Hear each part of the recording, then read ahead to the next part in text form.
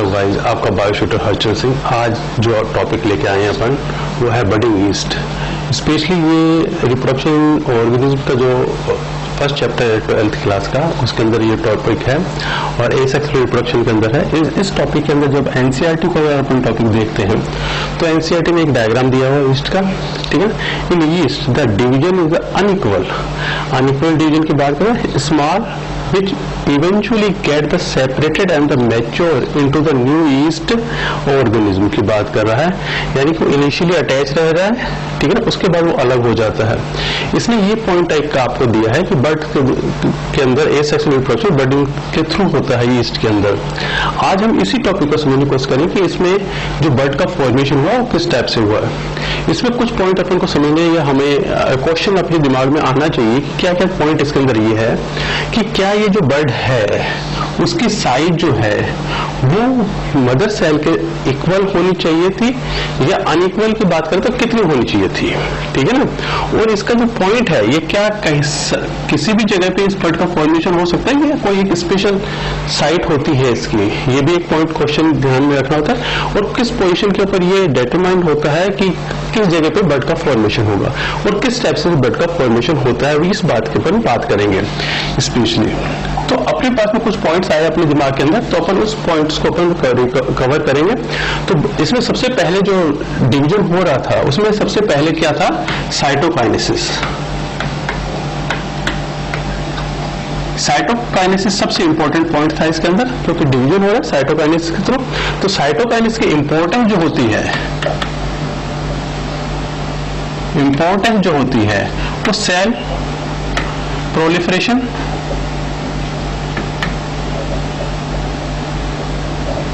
और cell differentiation,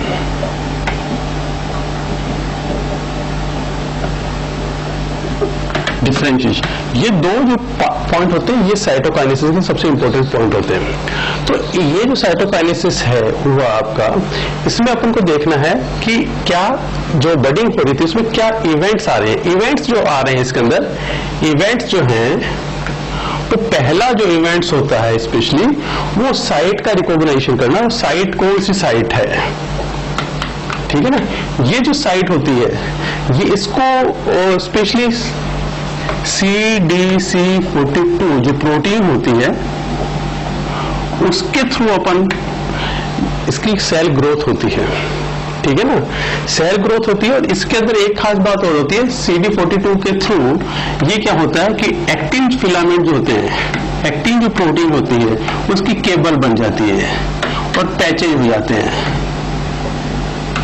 अभी अपन इसका डायग्राम भी देख लेंगे, केबलिंग हो जाती है और पैचेज बन जाते हैं। और दूसरा क्या होता है इसके अंदर कि सेप्टिन रिंग का फॉर्मेशन होता है, तो अपने पास जो साइट है वो रिकॉग्नाइज कर रही है इसके थ्रू और उसके अंदर ये दो इवेंट्स बनते हैं। जो सेकंड इवेंट जो होता है वो स्पेशली होता है एक्टोमायोसिन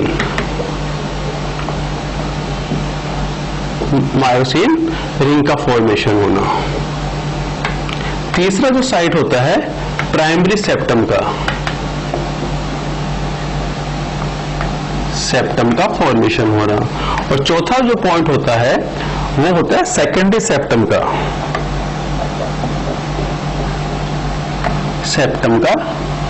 फॉर्मेशन होना। और पांचवा जो पॉइंट होता है सेपरेशन जिससे अलग हो रहा है। ये 5 पॉइंट हमको लेके चलने होते हैं कि इसके अंदर कौन कौन से पॉइंट वर्क कर रहे हैं।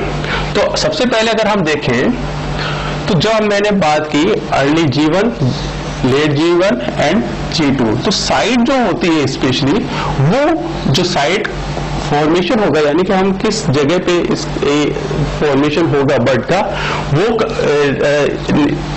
डिपेंड करता है न्यूक्लियस की पोजीशन पे। किस कंडीशन में, G2 कंडीशन के अंदर। और एनाफेज के अंदर स्पिंडल फाइबर का होता है वो एनाफेज में।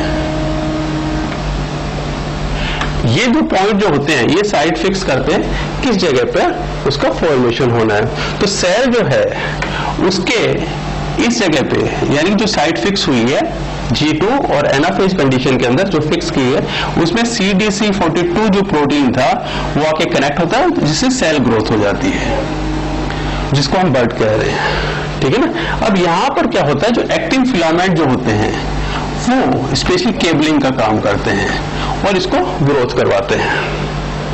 ठीक है, इस टाइप से इसकी ग्रोथ होती है। फिर अगर मैं अगला नेक्स्ट डायग्राम देखता हूं तो इसमें जब ग्रोथ हो जाती है तो प्राइमरी सेप्टा का फॉर्मेशन होता है। स्पेशली पहले जब फॉर्मेशन होगा, ठीक है ना, तो सेप्टम रिंग का फॉर्मेशन हुआ, ठीक है ना। सेप्टम रिंग का जो फॉर्मेशन हुआ उसमें फिम्ब्री जो नाम की होती है, स्पेशली क्या होता है, फॉर्मिन जो प्रोटीन जो होती है वो कनेक्ट हो जाती है एक्टिन फिलामेंट के साथ में और वहां पर एक्टोमायोसिन रिंग्स का फॉर्मेशन हो जाता है। एक्टोमायोसिन रिंग का फॉर्मेशन हो जाता है। एक्टोमायोसिन रिंग का फॉर्मेशन होने पर एक्स्ट्रा सेलुलर मैट्रिक्स जो होती है, ठीक है, इसमें मॉडलिंग होती है और उससे प्राइमरी सेप्टा का फॉर्मेशन होता है। प्राइमरी सेप्टा हुआ सेंट्रीपिटली बाहर से अंदर की तरफ ग्रोथ करता है, ये काइटनस होता है। काइटनस यानी प्राइमरी सेप्टा जो होता है वो काइटनस होता है। ठीक है ना। इसके दोनों साइड में जब प्राइमरी सेप्टा का फॉर्मेशन हो गया, इसके दोनों साइड में सेकेंडरी सेप्टा का फॉर्मेशन हो जाता है, जो ग्लूकेन प्लस मैनोज प्रोटीन की बना होता है सेकेंडरी सेप्टा। ठीक है। अरे भाई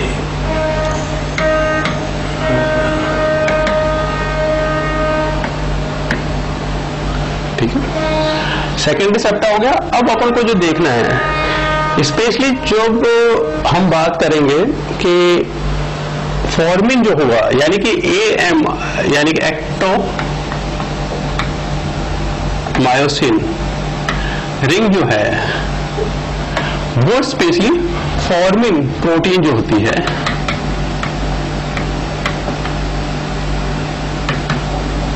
प्रोटीन का बना हुआ होता है। ये एक्टिन फिलामेंट होते हैं स्पेशली, ठीक है ना। अब मायोसिन हुआ प्राइमरी सेप्टम, सेप्टम काइटनस होता है, काइटनस होता है, ठीक है ना। प्राइमरी सेप्टम हमेशा काइटनस होता है और ये स्पेशली अब मैंने पहले का एक्स्ट्रा सेलुलर मैट्रिक्स के मॉडलिंग के कारण से हो रहा है। और सेकेंडरी सेप्टा जो उसके दोनों साइड में हुआ वो ग्लूकेन हुआ और ये इसका जो कंपोजिशन होता है सेल वाल के, सेकेंडरी सेप्टा जो होता है वो सेल वाल के इक्वल होता है, या हम कहेंगे ग्लूकेन और नैनोप्रोटीन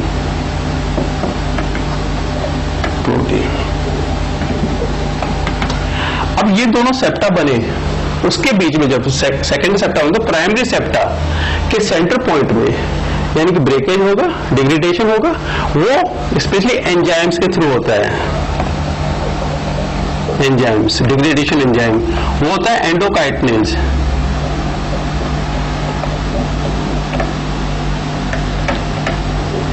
काइटनेज और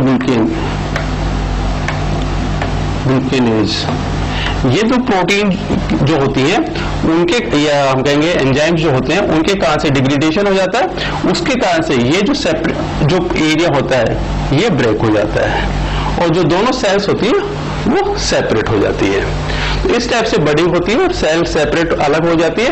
ये स्पेशली जो सेल होती है ये उस मदर सेल की 2/3 साइज की होती है, यानी काफी छोटी नहीं होती, यानी कि उसका 66% साइज उसका मदर बर्ड सेल जो है हम कहेंगे न्यू सेल्स का फॉर्मेशन 2/3 यानी कि 66% के आसपास इसकी साइज होती है। तो आपको ये टॉपिक कैसा लगा, लाइक शेयर एंड सब्सक्राइब कीजिए। Thank you.